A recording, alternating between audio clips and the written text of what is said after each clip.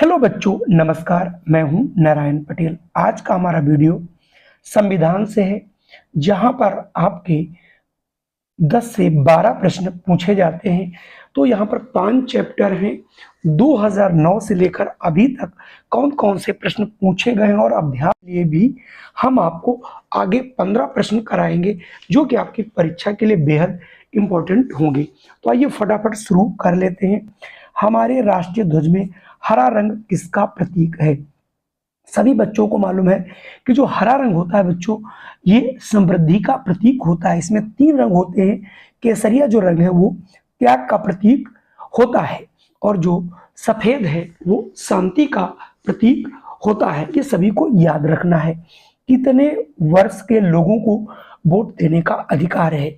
यानी बच्चों, आप लोग देखते होंगे गांव में जिनकी उम्र 18 वर्ष पूरी हो जाती है, वो लोग वोट डालने के अधिकारी हो जाते हैं, उनका वोटर कार्ड बन जाता है। तो यहाँ से आपको ऑप्शन ए वाला चुन लेना। ये देखिए 2011 में पूछा गया है। सर्वप्रथम पूर्ण साक्षर कौन सा राज्य बना? यानी भारत की बात हो रही है, तो भारत में जो केरल है वो आज भी सबसे अधिक साक्षरता इसी राज्य की है, और यहाँ पर सर्वप्रथम पूर्ण साक्षर राज्य बना था। चलिए अगला प्रश्न आपसे पूछा जा रहा है। आपके यहाँ नगर निगम कहीं कहीं है और कहीं पर आपकी पंचायतें हैं। तो यहाँ पर पूछा जा रहा है नगर निगम का चयनित सर्वोच्च अधिकारी कौन होता है बच्चों? तो ये आयुक्त होता है। तो यहाँ से हम ऑप्शन डी वाले को चुन लेंगे। निम्नलिखित में से कौन जनता द्वारा निर्वाचित है? यानी किसका चुनाव जनता के द्वारा किया जाता है? जल्दी से देखिए, सभी को इसमें मालूम होगा। ग्राम पंचायत अधिकारी तो एक नौकर होता है सरकारी, ग्रामीण विकास अधिकारी ये भी नौकर होता है, लेखपाल भी। लेकिन जो ग्राम प्रधान आपके गांव को होता है, उसके लिए जो आपके गांव के 18 वर्ष या उससे अधिक लोग होते हैं उसको अपने चुनते हैं, और उसके बाद वो चुन करके आता है। अगला प्रश्न बच्चों देखिए 2015 में पूछा गया। 5 लाख से अधिक जनसंख्या वाले नगर में कौन सी व्यवस्था लागू है?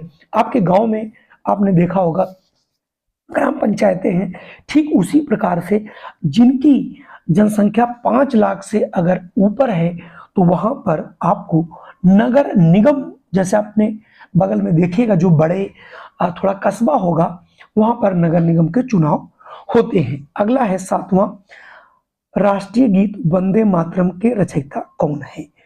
तो जो वंदे मातरम है इसके रचयिता आपसे वाह से याद रखें, वंदे मातरम, और वंदे मातरम से आपको याद रखना है बंकिम चंद्र चटर्जी। तो इसके लेखक है बंकिम चंद्र चटर्जी, और रविन्द्रनाथ टैगोर जो है वो जन गण मन अधिनायक यानी राष्ट्रगान के रचयिता हैं।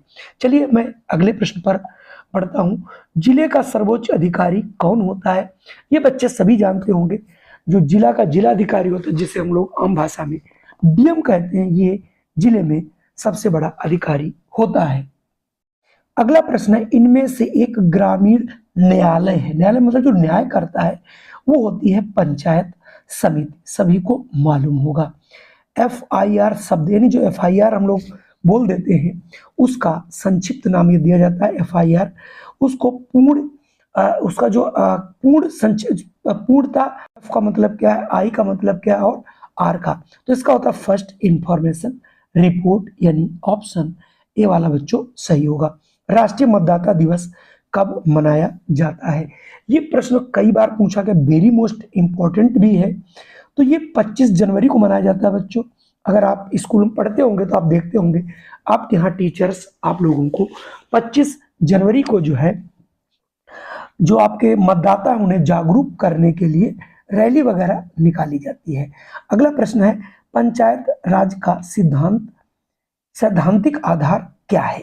जल्दी से इसका कमेंट करिए, और अगर आप कमेंट करते हैं बी लोकतांत्रिक विकेंद्रीकरण, यानी तो आपका ऑप्शन सही है। 2010 और 2020 दोनों पूछा गया। त्रिस्तरीय पंचायत प्रणाली की अनुशंसा किसने की थी? यानी कौन सी समिति बनी थी जिसने कहा था कि 3 स्तर पर जो प्रणाली होनी चाहिए? ये थे बलवंत राय मेहता समिति, यानी ऑप्शन डी याद कर लीजिएगा। अगला है, सुरेश तेंदुलकर समिति किससे संबंधित है? तो जो सुरेश तेंदुलकर समिति थी ये आपकी गरीबी से गरीबी का आकलन करने के लिए बनाई गई थी। तो यहाँ से ऑप्शन ए हो जाएगा। अगला आपके सामने प्रश्न है, नगर पालिका का मुखिया कौन होता है? यानी जो नगर पालिका होती है उसका जो मुखिया होता है बच्चों, वो मेयर होता है। तो यहाँ से आप ऑप्शन डी वाला चूज कर लेंगे। कितने वर्ष से कम आयु का व्यक्ति जिला पंचायत सदस्य नहीं हो सकता? यानी चुनाव वोट डालने के लिए तो 18 वर्ष है, लेकिन अगर पंचायत का कोई सदस्य बनना चाहता है तो उसकी उम्र 21 वर्ष से कम न हो। अगर 21 से कम हो तो चुनाव नहीं लड़ सकता। अगला प्रश्न है, स्वच्छ भारत अभियान कब शुरू किया गया? तो जब बीजेपी की सरकार बनी थी उसी समय यानी 2014 में इसकी शुरुआत की गई थी। तो यहाँ से ऑप्शन ए सही है। अब ये 23 प्रश्न आप 17 प्रश्न आपने देखे, इसके आगे 15 प्रश्न और है जो प्रैक्टिस के तौर पर उन्हें हम लोग देख लेते हैं। ये है आपके प्रैक्टिस के लिए प्रश्न।